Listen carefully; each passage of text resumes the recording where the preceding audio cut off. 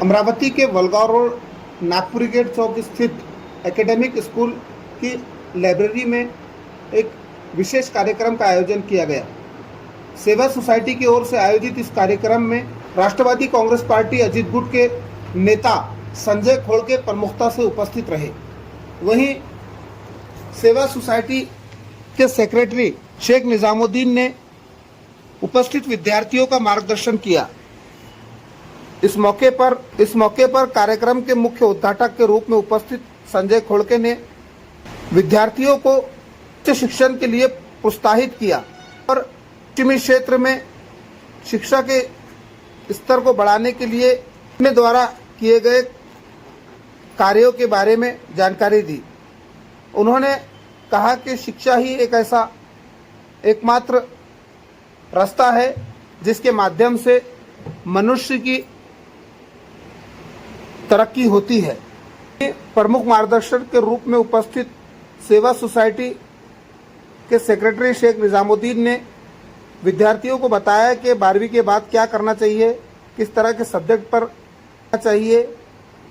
में बड़ी संख्या में छात्र छात्राएं पालक वर्ग उपस्थित रहे। एजुकेशन में काम कर रहे थे, उसमें का सिलसिले में से आज ये ओरिएंटेशन क्लास रखा गया है। और मैं 5 साल से यहाँ पे जो काम कर रहा हूँ, हर वक्त मैंने यही कहा है कि एक 20 साल पहले स्ट्रक्चर कमेटी जो फॉर्मेशन किया था सेंट्रल गवर्नमेंट ने, और सेंट्रल गवर्नमेंट की स्ट्रक्चर कमेटी ने ये कहा था कि मुस्लिम समाज जो है ये पिछड़ा रहने के उसमें क्या क्या कारण है कि ये समाज पिछड़ा है। तो उसमें सबसे पहला कारण लिखा था कि बच्चों की पढ़ाई। बच्चों की पढ़ाई में जब तक ये समाज आगे जाएगा नहीं, तब तक कि ये समाज की तरक्की होने का ही नहीं। और हमने हमारे तौर से जो भी समाज के लिए तरक्की के लिए बच्चों की पढ़ाई के लिए करना था, हमने 3-4 साल में यहाँ की कॉर्पोरेशन से स्कूल होगी, लाइब्रेरी होगी और जो भी काम बच्चों की पढ़ाई के हिसाब से करना है। लेकिन एक दुख की बात यह है कि आज यहाँ पे जो लोग सेवा का काम जो कर रहे हैं या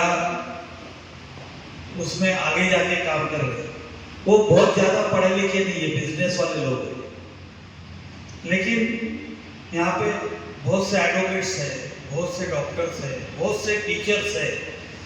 उनकी पहल उसमें जो सेवा वालों की दिख रही है वो नहीं दिख रही। ये सबसे बड़ी खुशी है। इसमें पहल लेने को चाहिए थी तो डॉक्टर्स है, एडवोकेट्स है, खास करके टीचर्स है। और टीचर्स का राजकारण बहुत ज़्यादा है, लेकिन ये काम में उन्होंने आगे आने को होना, ये बहुत बड़ी यहाँ की एक कमजोरी है।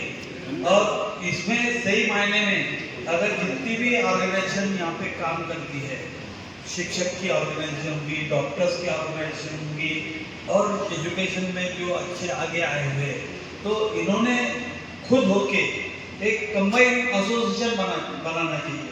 जैसा अभी अपना चैम्बर ऑफ कॉमर्स है। चैम्बर ऑफ कॉमर्स क्या है कि चैम्बर ऑफ कॉमर्स है, किराने का एसोसिएशन है वो उसमें है, मेडिकल का एसोसिएशन है वो उसमें है, और अलग अलग चीज़ों के एसोसिएशन बन के चैम्बर बने। ऐसा एक संगठन, डॉक्टर्स का संगठन, टीचर्स का संगठन, एडवोकेट्स का संगठन, ऐसी एक कमेटी बन के ये फील्ड में अगर काम करेंगे तो उसमें बहुत ज़्यादा सक्सेस आप लोगों को मिलेगा, ऐसा मेरा मानना है। उसके लिए मैं भी प्रयास करूँगा। और अभी जो ओरिएंटेशन दे रहे हमारे सचिव साहब, उनके बहुत बहुत शुक्रिया करता हूँ और मैं दो शब्द खत्म करता हूँ। धन्यवाद। मीडियम से पढ़े होंगे तो आपने बहुत पढ़ा है। मेरा एजुकेशन थ्रू इंग्लिश मीडियम से हुआ है, तो मुझे उतना मौका नहीं मिला। ये मेरी बीवी का शुक्र है मुझ पर कि उसने उर्दू सिखाई पढ़ाई, इसलिए ये सब उर्दू के अल्फाज वगैरह जो है वो आते हैं। मेरा साबिका नहीं रहा है उर्दू से। अल्लामा इकबाल लंदन में थे, वो जो पढ़ाई के लिए, एक साथ में वो वहाँ पर जॉब पे नौकरी भी कर रहे थे। उनके बेटे ने उनको खत लिखा, तब तो ये SMS से व्हाट्सएप नहीं था। खत लिखा कि अबूजान आते वक्त मेरे लिए कुछ खिलौने लाना, आते वक्त मेरे लिए कुछ खिलौने लाना, तो अल्लामा इकबाल है, डॉक्टर अल्लामा इकबाल, उन्होंने जो है वो खिलौने की शक्ल में उसके पहले एक नज़्म लिखी है, उसके ये अशार है कि दयार इश्क में अपना मकाम पैदा कर, नया ज़माना नई सुबह शाम पैदा कर, अगर खुदा दिल फितरत शनाज दे तुझको तो सुकूत लाल लहू से कलाम पैदा कर, और मेरा तरीक अमीरी नहीं फ़कीरी है, खुद ही न बेच गरीबी में नाम पैदा कर।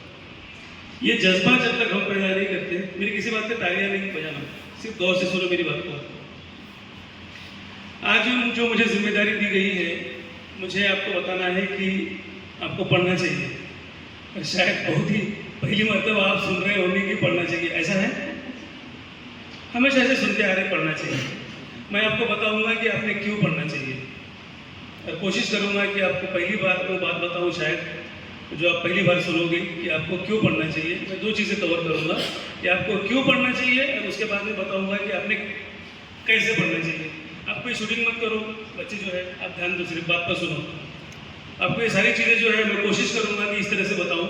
अगर आपने मेरी बात पर पहले 7-8 मिनट अगर तवज्जो दी तो आपको रिकॉर्डिंग करने की ज़रूरत नहीं है, आपके परमानेंट मेमोरी में बात रिकॉर्ड हो जाएगी इंशाल्लाह। उसके लिए शर्त यह है कि आपको पहले 7-8 मिनट मेरी तरफ तवज्जो देना पड़ेगा। अगर पहले 7-8 मिनट आपने तवज्जो दे दिए तो उसके बाद में 1 घंटा 2 घंटा 3 घंटा कोई लिमिट नहीं है, आप तब तक सुनोगे।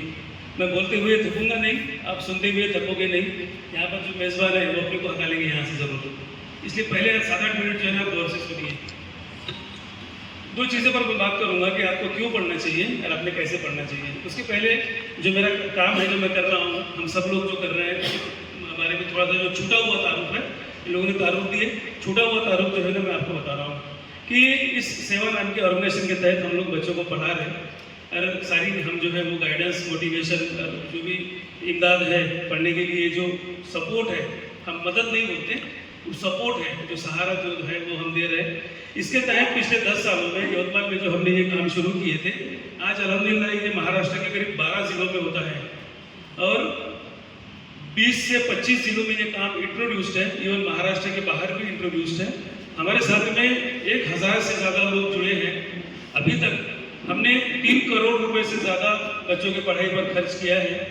अभी तक हमारे यहाँ से यवतमाल से, जो मेरे पास में रिकॉर्ड है, बाकी जगह का मेरे पास में रिकॉर्ड नहीं है, यवतमाल से 125 के करीब बच्चे, 100 से 125 के करीब बच्चे सरकारी नौकरियों में लगे हैं।